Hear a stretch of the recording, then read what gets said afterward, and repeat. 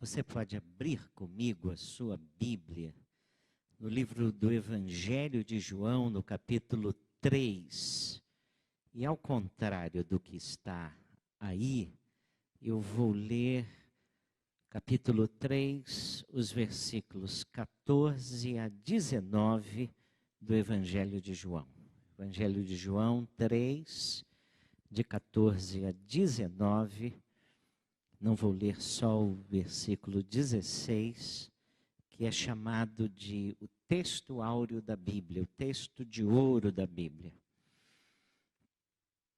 Evangelho de João 3, a partir do versículo 14, eu leio na versão século 21, acompanhe na sua aí. Assim como Moisés levantou a serpente no deserto, também é necessário que o Filho do Homem seja levantado, para que todo aquele que nele crê tenha vida eterna. Porque Deus amou tanto o mundo que deu o seu Filho unigênito, para que todo aquele que nele crê não pereça, mas tenha vida eterna. Pois Deus enviou o seu Filho ao mundo, não para que julgasse o mundo, mas para que o mundo fosse salvo por meio dele. Quem nele crê não é condenado, mas quem não crê já está condenado, pois não crê no nome do do Filho unigênito de Deus. E o julgamento é este: a luz veio ao mundo, e os homens amaram as trevas em lugar da luz, pois suas obras eram más. Queira Deus abençoar a sua palavra. Deixe sua Bíblia aberta aí.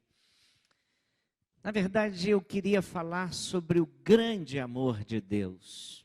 Eu estava tentando me lembrar da última vez que eu preguei em João 3,16. Foi há muito tempo atrás. E certa pessoa se perdeu no trajeto para Santos ao passar para o São Paulo. Então, desorientada, ela resolveu perguntar a um rapaz como é que ela chegava a Santos, e ele disse o seguinte: olha, você faz o seguinte, volte à rua de onde você veio, e depois de 2 sinais, peraí, por aqui não vai dar, mas peraí, faça o seguinte, segue direto. Você vai passar por uma longa avenida e quando a rua acabar, por aqui também não vai dar.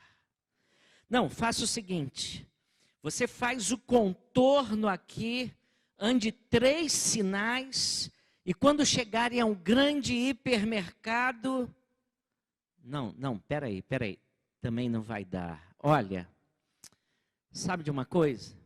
Daqui de onde você está, não tem como chegar a Santos. Essa é uma ilustração para as pessoas que acham que não tem mais jeito. É óbvio que dava para chegar a Santos de onde aquela pessoa estava. Dá para chegar a Santos de qualquer outro lugar, mas o rapaz, na verdade, não sabia o caminho. E assim, muitas vezes, nós também não sabemos como vencer os obstáculos que nós temos pela frente. E o texto de João 3,16 é uma boa ilustração de esperança. É um texto que nos dá uma direção de como nós podemos ter na vida direção, mesmo quando nós estamos confusos e desorientados.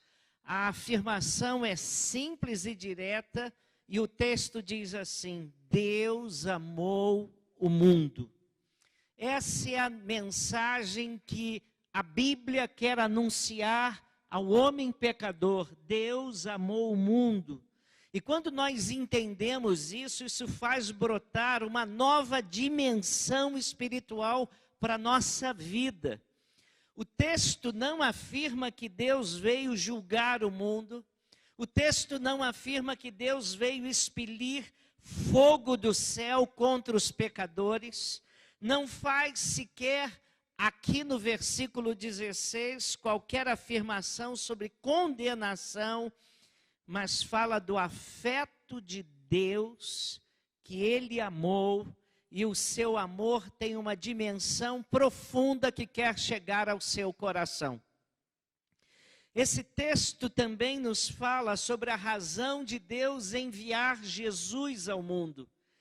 Qual foi a razão do seu nascimento? Por que Deus decidiu se tornar um de nós, assumindo a forma humana, e a razão de vir viver entre as pessoas simples da Judeia e na esquecida região da Galileia, terra que era chamada terra da obscuridade. Por que que Deus fez isso? Aí a Bíblia diz que a razão foi o seu amor por nós.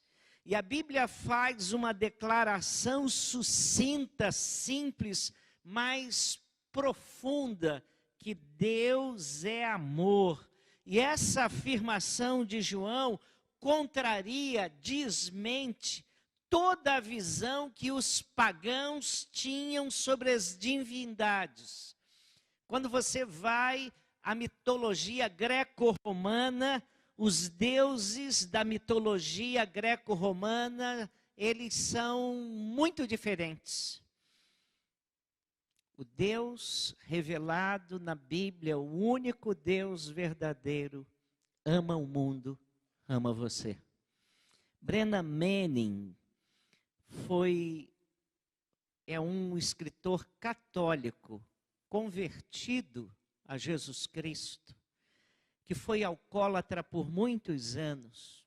E ele tem um pequeno vídeo que ele disse que estava numa pequena cabana nas montanhas do Nordeste americano, quando ele foi emboscado por Deus. É a palavra que ele usa. Ele disse que ali naquela cabana, ele, no silêncio da contemplação, ele ouviu a maravilhosa afirmação, Deus falando ao seu coração, você sabe que eu te amo? Você sabe que eu sempre desejei que você tivesse um tempo para estar comigo, em comunhão comigo?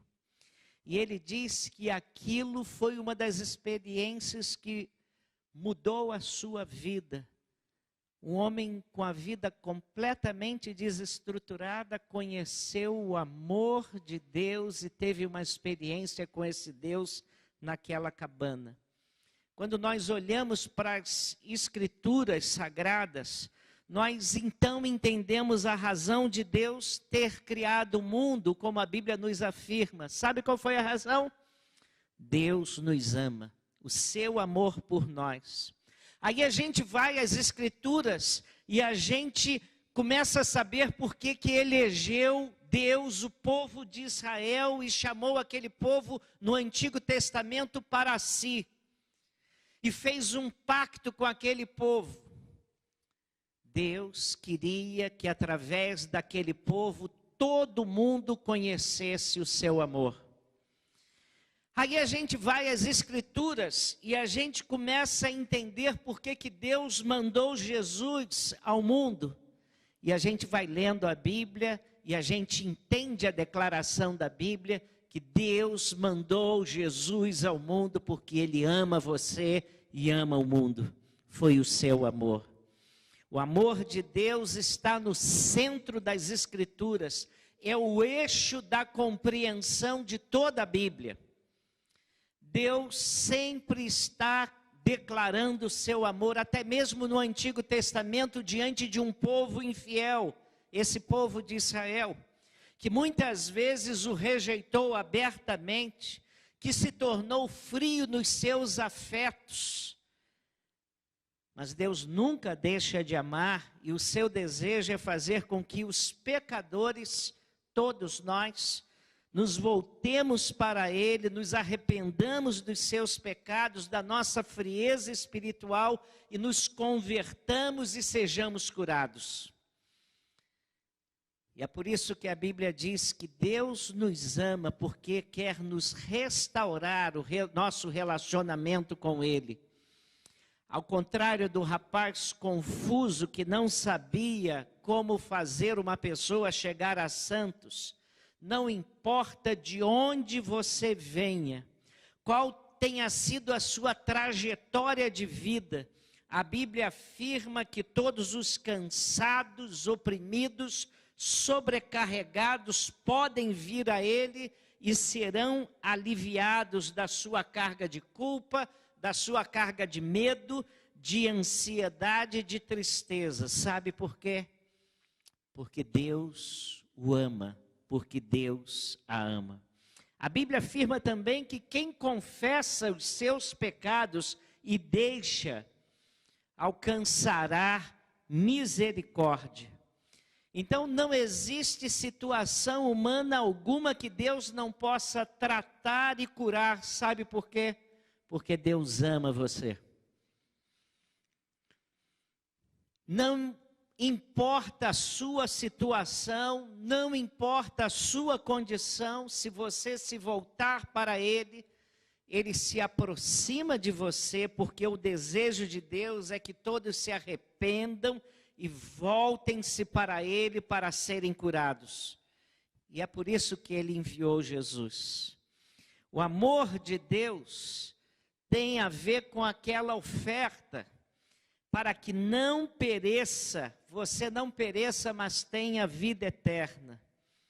A mensagem do Evangelho é uma mensagem que vem tratar do coração desesperado do ser humano, que não sabe absolutamente nada sobre o seu destino eterno, não sabe o que vai lhe acontecer depois da morte. O seu amor quer tratar não só a nossa dor do presente, mas quer resgatar-nos da condenação eterna depois da morte. E aí o autor aos Hebreus, entendendo o que Deus veio fazer por nós em Cristo, por causa do seu amor, diz assim: como escaparemos se negligenciarmos tão grande salvação? Como nós vamos escapar se não atentarmos para esse amor? Por que que esse amor de Deus é tão grande? E agora vou lhe dar a resposta. O amor de Deus por nós é tão grande porque Ele é grande na sua procedência. O texto é uma salvação grande por causa da sua procedência. Porque Deus amou o mundo, diz João 3,16. Deus amou. Primeiramente, esse amor nasceu em Deus. Esse amor vem do Senhor. Ele nos amou, Ele nos ama. O amor não nasceu no coração dos homens. O amor não nasceu de instituição nenhuma. Ele nos amou sendo nós ainda pecadores. A fonte da salvação é o amor de Deus. Se alguém me perguntar por que Deus me salvou, eu não terei nenhuma dúvida em afirmar que foi por causa do seu amor. Mas se você me perguntar por que Ele me amou, eu vou ser muito sincero e vou dizer para você, eu não sei por que Deus me amou. Porque não havia nenhuma coisa boa em mim, nenhuma virtude que realçasse para que Deus tivesse alguma coisa que incentivasse Ele me amar. A salvação é absolutamente gratuita e não meritória. Deus nos ama sem que tenhamos qualquer mérito. O apóstolo Paulo perseguiu os crentes durante muito tempo. Ele tinha um ódio fervoroso contra os cristãos. E como ele tinha conhecimentos, ele mexia os pauzinhos para ter autoridade para perseguir os cristãos oficialmente. E um dia Deus, que o amava, mesmo ele perseguindo a igreja de Cristo, Deus o encontrou, ele cai por terra e ele é transformado por esse amor. E ele disse assim, que o Senhor Jesus veio salvar os pecadores, dos quais eu sou o principal. E ele volta e meia diz isso, e ele diz, porque eu persegui a igreja de Cristo, porque eu aprontei contra os cristãos. Deus ama você como você é hoje, e não como gostaria que você fosse. A procedência é de Deus. Ele amou o mundo e ama você. Paulo diz isso, esta palavra é fiel, digna de toda aceitação, que Cristo Jesus veio ao mundo para salvar os pecadores, dos quais eu sou o principal. 1 Timóteo 1,15. Paulo se sentia o pior dos pecadores, mas ele não era o pior. Nós podemos afirmar que ele foi um dos piores. Mas e quanto a nós? É correto dizer que nós somos uns dos melhores pecadores? Você é um dos melhores pecadores? Eu não posso dizer isso, irmãos. Porque quem é pecador não é melhor. O amor de Deus é grande por causa da sua procedência, vem de Deus. É o seu amor, Deus amou. E isso torna a salvação algo muito grandioso. O amor de Deus é grande por causa da sua amplitude também. A Bíblia diz, porque Deus amou o mundo. Não apenas algumas pessoas, não apenas pessoas de alguma região. Ele não está falando de uma região remota onde existem pessoas mais virtuosas no mundo. Há um antigo cântico que nossas igrejas cantavam, que dizia assim, o amor de Jesus é maravilhoso, alto é intransponível, profundo também, mas acessível. A sua extensão é incomparável, ó grande amor. Deus amou o mundo e o seu amor é universal. Pessoas do mundo inteiro têm sido salvas porque ouviram essa verdade. Existe um Deus e esse Deus nos ama, ama você. E muitas pessoas foram salvas porque descobriram não só que existe Deus, mas esse Deus as ama e quer se relacionar com elas. Isso é graça. Nunca a igreja estendeu tanto o avanço missionário e cresceu tanto quanto no último século, no século 20. O século 20 foi o século da maior perseguição que os cristãos já tiveram no mundo. As perseguições contra os cristãos no século 20 foram maiores do que todas as perseguições contra os cristãos nos outros 19 séculos. Sabia disso? Mas é interessante que foi o século onde a mensagem do amor de Deus mais se espalhou pelo mundo, se multiplicou. Tertuliano de Cartago, um dos chamados pais da igreja, afirmou que o sangue dos mártires é a semente dos cristãos. É o sangue, a perseguição que faz com que os crentes reajam sendo mais ousados ainda pregando o Evangelho. O Evangelho hoje tem sido fecundo na Ásia, na África, na América Latina.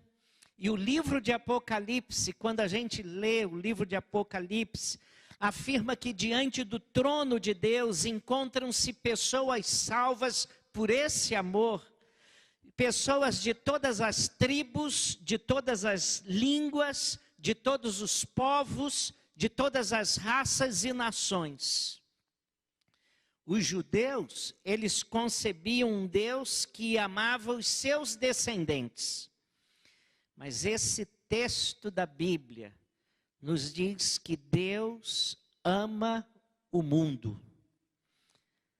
A palavra mundo aqui está se referindo a todos os seres humanos. Deus nos ama e o amor é grande por causa da sua amplitude. Em terceiro lugar, a salvação que Deus nos oferece é grande pela sua intensidade também. Porque o texto diz em João 3,16, porque Deus amou o mundo de tal maneira. É interessante essa expressão de tal maneira. Qual é o significado dela? Aí ela aponta para o fato de que Deus amou todos os seres humanos, mesmo aqueles que você considera os menos merecedores. Amou tanto que não fez e nem faz acepção de pessoas. Essa é a dimensão do seu infinito amor. Só o amor de Deus seria capaz de amar o mundo caído. Paulo, escrevendo aos crentes em Roma, ele diz assim: dificilmente alguém morreria por um justo, por uma pessoa justa. Pois poderá ser que pelo bom alguém se anime a morrer, mas Deus prova o seu próprio amor para conosco pelo fato de ter Cristo morrido por nós, sendo nós ainda pecadores. Essa é a intensidade do seu amor. Quarto lugar, a salvação que Deus oferece para as nossas vidas, por causa desse seu amor, é tão grande, por causa do preço que Ele pagou. Porque Deus amou o mundo de tal maneira que deu seu Filho unigênito. Muitas pessoas, ouvindo falar da salvação, e nós cristãos falamos que Jesus salva, e temos um adágio, só Jesus salva. E muitas pessoas nem conhecem tudo que implica isso, mas sabem dessa frase. Então elas menosprezam e não levam a sério, porque é alguma coisa que nós falamos que é de graça. E nós pensamos que é uma salvação de graça. Eu me lembro, uma vez, um pastor querido veio pregar na nossa igreja, e ele estava pregando baseado na história de Naamã, quando o profeta, ele com doença, com câncer, ele vai ao profeta para ser curado, e o profeta manda ele, e manda-o displicentemente, porque não lhe deu atenção, e disse: olha, se quiser curado, vá ao rio Jordão e mergulhe 7 vezes.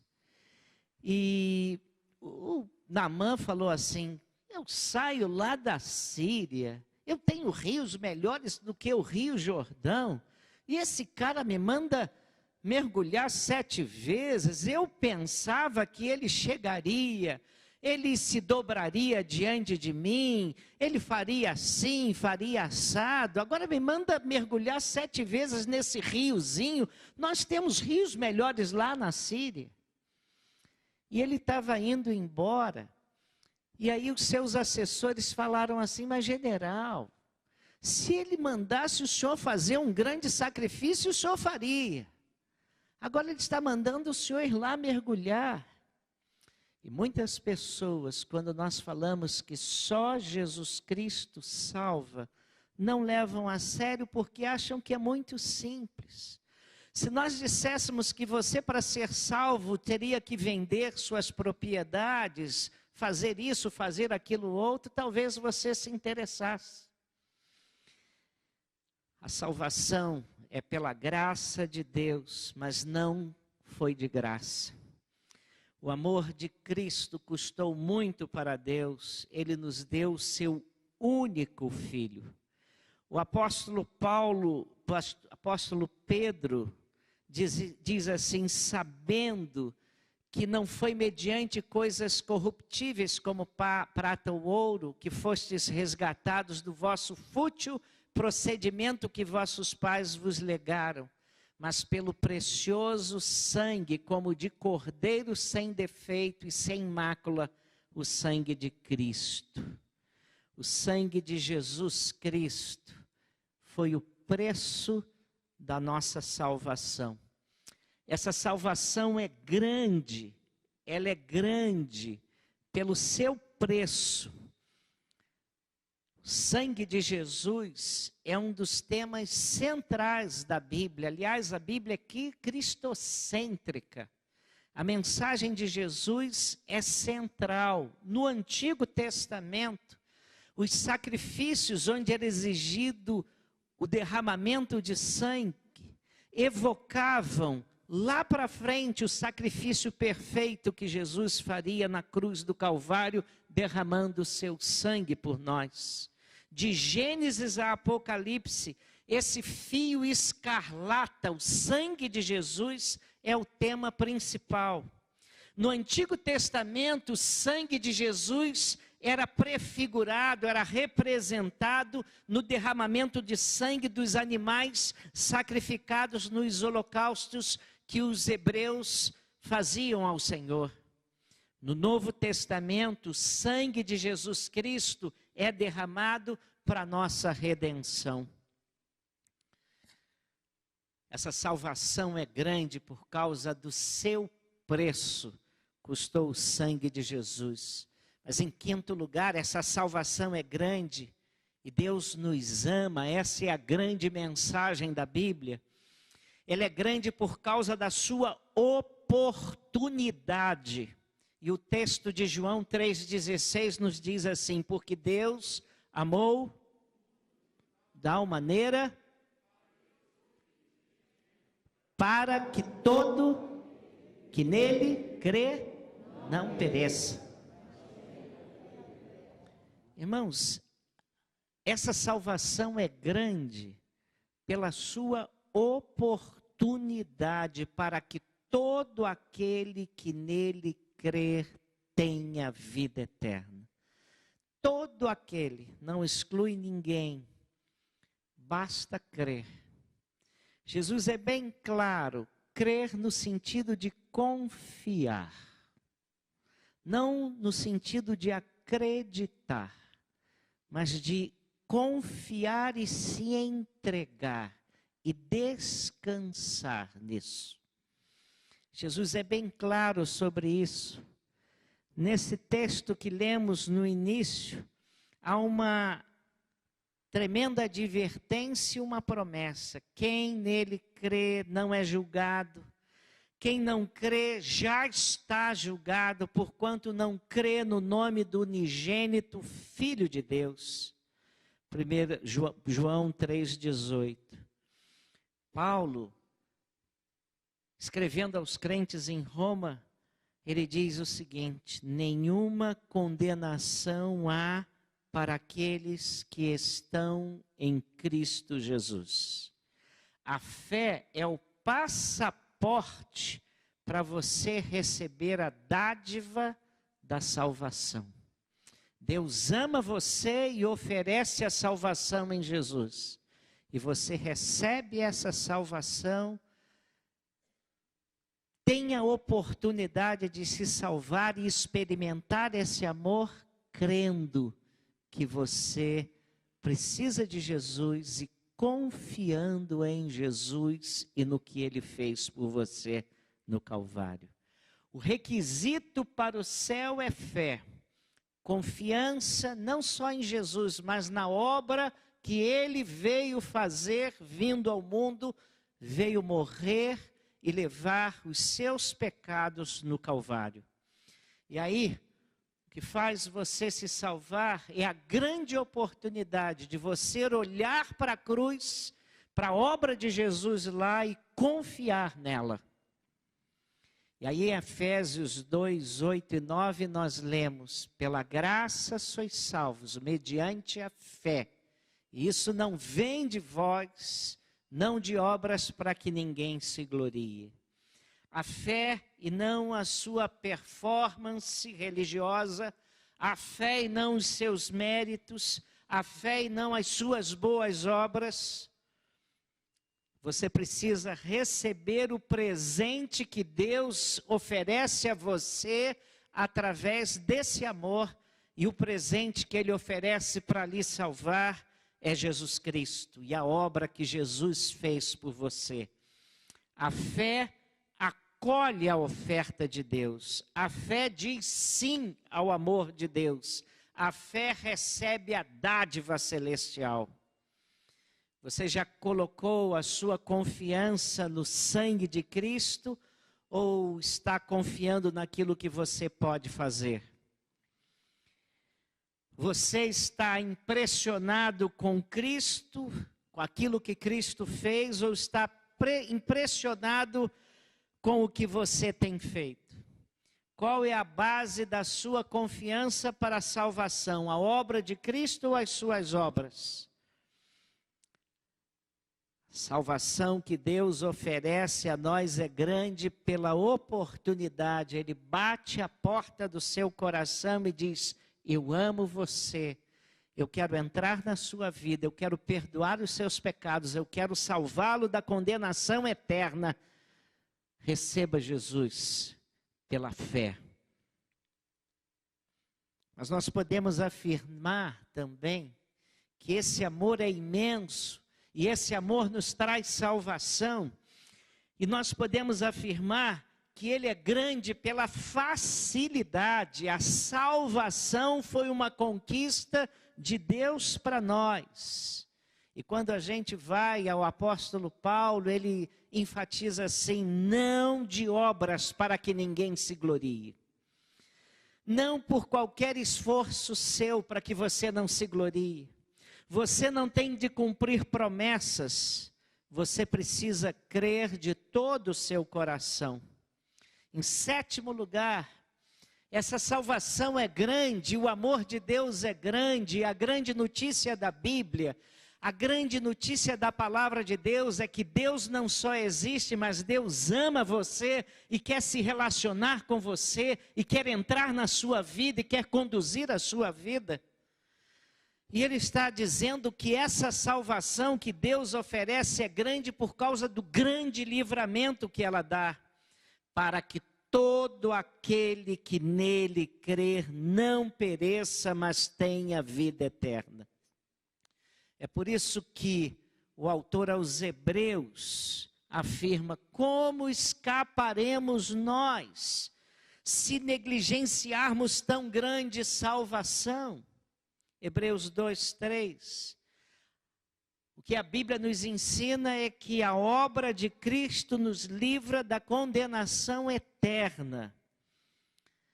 Pode existir uma dádiva maior do que a vida eterna?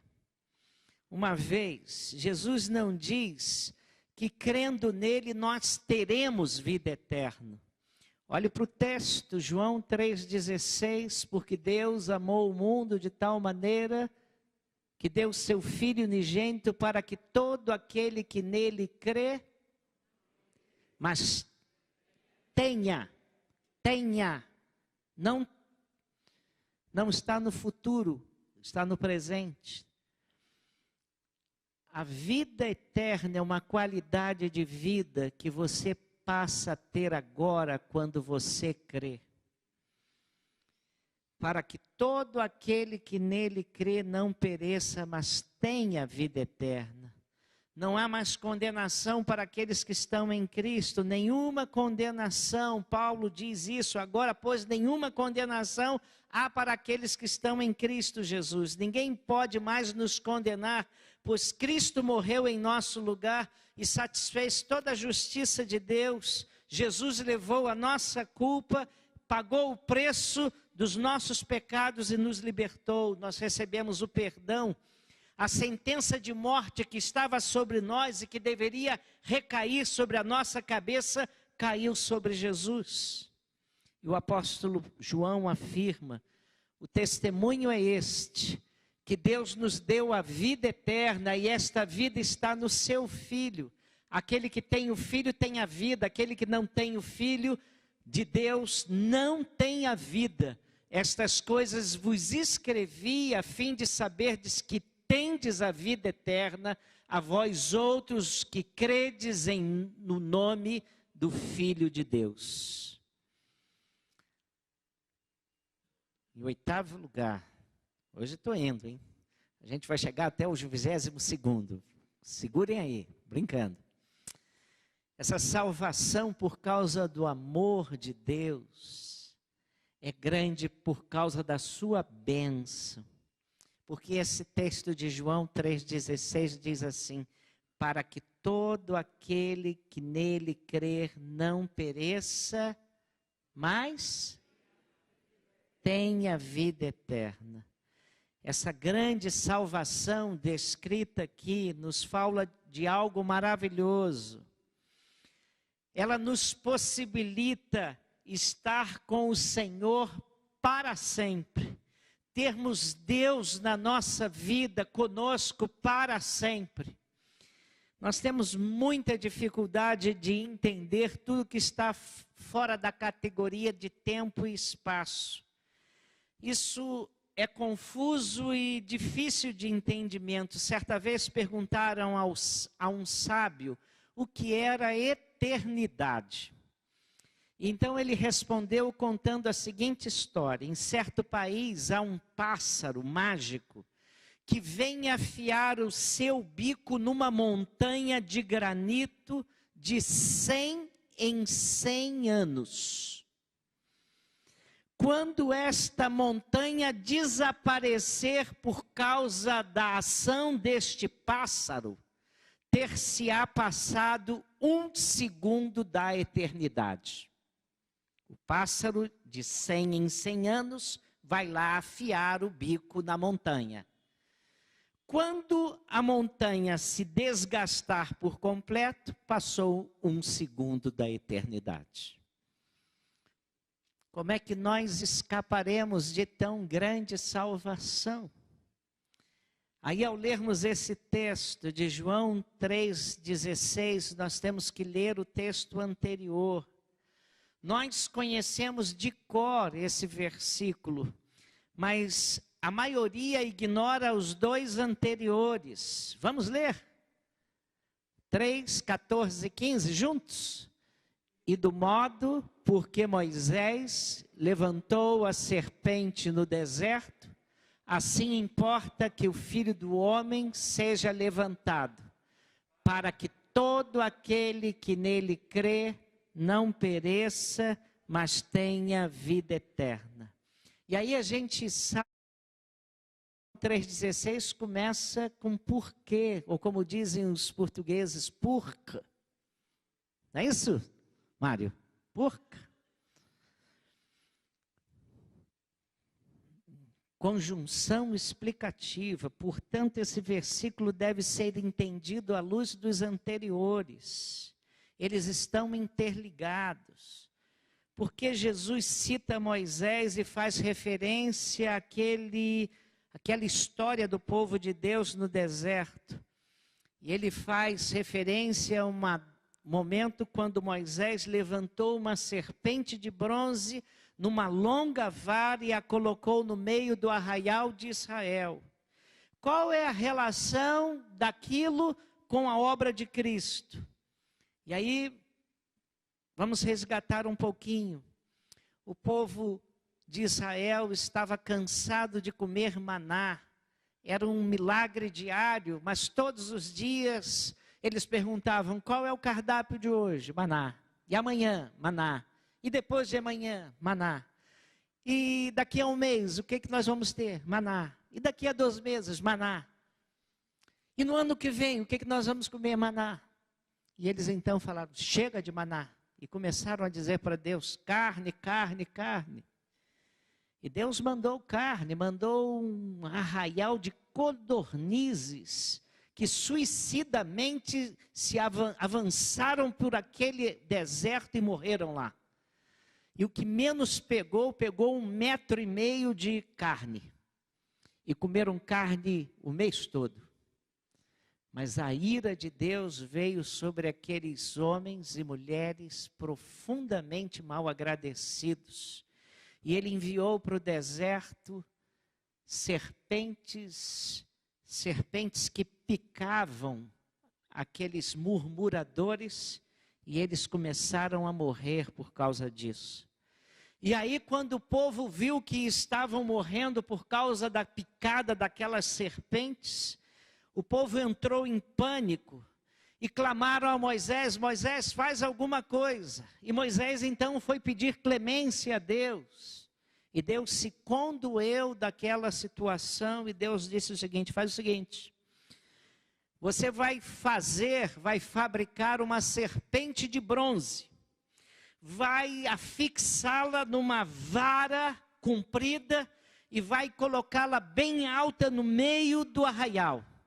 E todos que foram picados, aqueles que olharem para aquela serpente, vão ser curados. Moisés fez isso.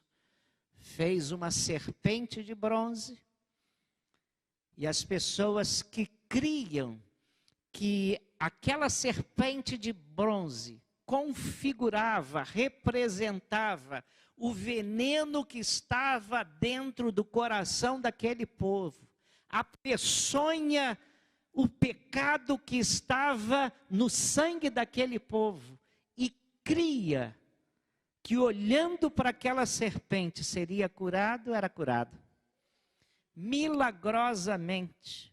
Não parece um texto estranho demais? Por que que Deus fez isso? O apóstolo João, anos depois, inspirado pelo Espírito Santo, vai agora narrar esse evento da história para explicar a obra de Jesus.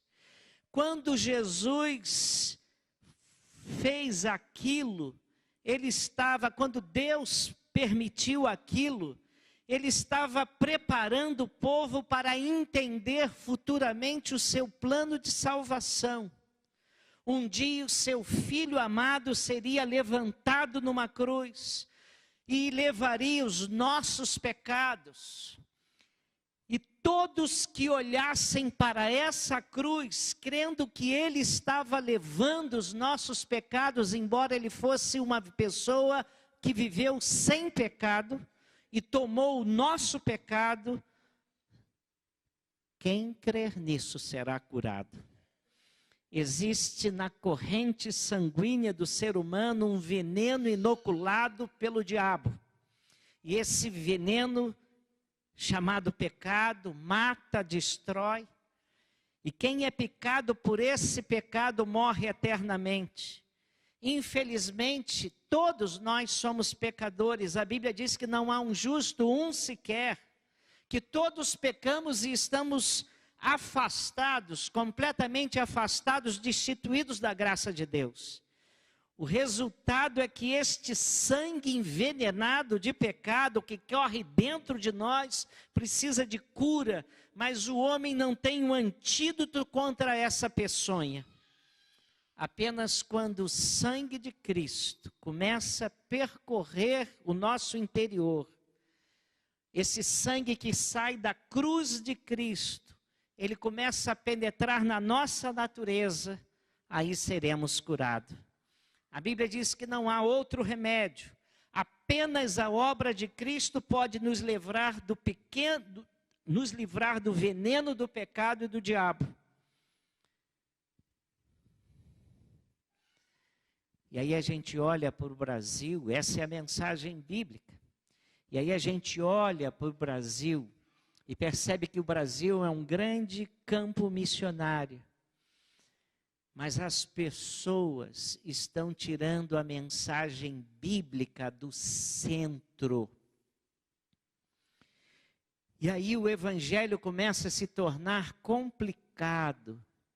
E as pessoas perdem a simplicidade do evangelho. Porque a mensagem do evangelho é: Deus ama você. Deus enviou Jesus. Quem crer será salvo.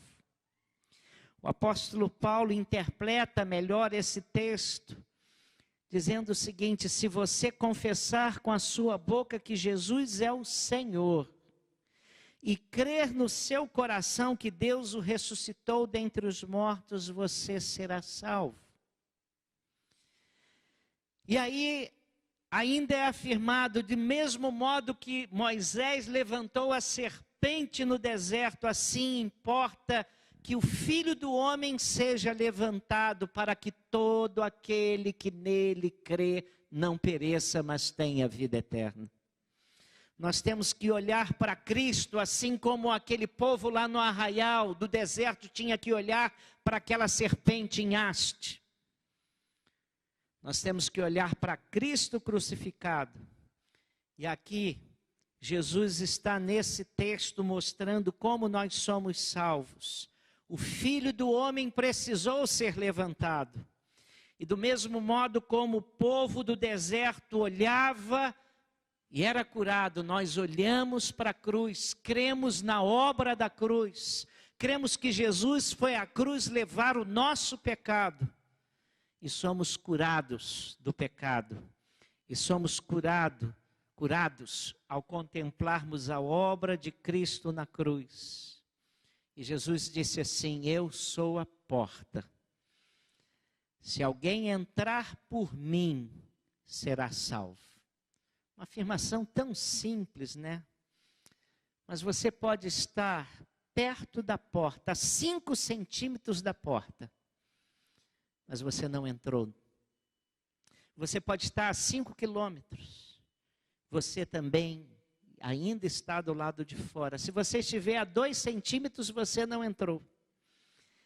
É necessário entrar por essa porta, crer, experimentar.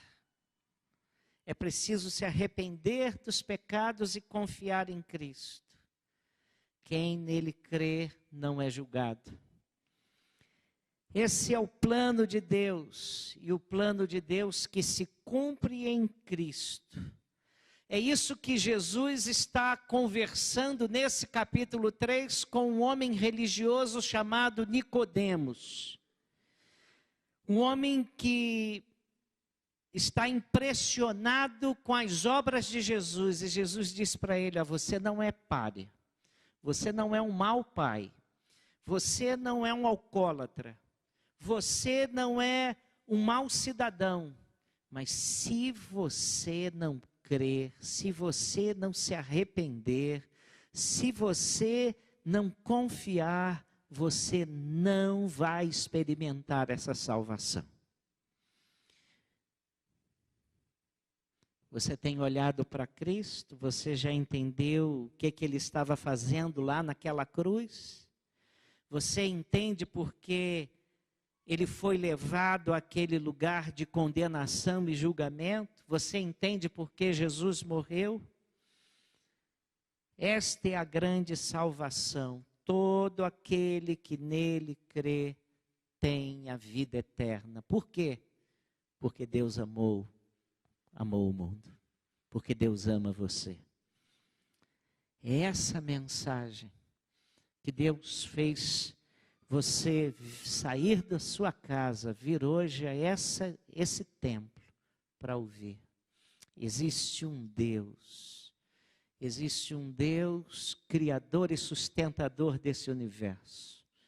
Existe um Deus que se importa, um Deus que ama você, um Deus que quer entrar na sua vida, um Deus que quer ser o seu Salvador, um Deus que quer se relacionar, um relacionamento de amor com você.